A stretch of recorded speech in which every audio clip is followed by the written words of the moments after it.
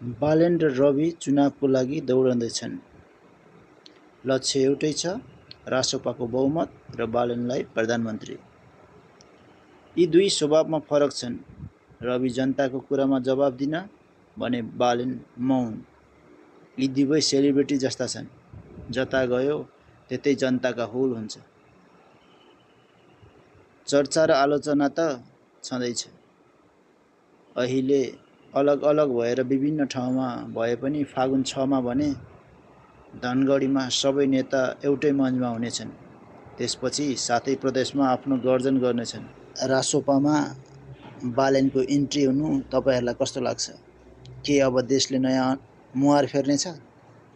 तपाईहरुको जानकारी फागुन 21 गते मतदान मात्र दिनुहोला र 5 वर्षको लागि ढुक्क भएर हेर्नुहोस्। यो 5 वर्षमा नि भएन विकास भने त्यसपछि हामी 3 करोड जनताले छुट्टै चेन्ज गर्नुपर्ने हुन्छ। यस्तै जानकारीको लागि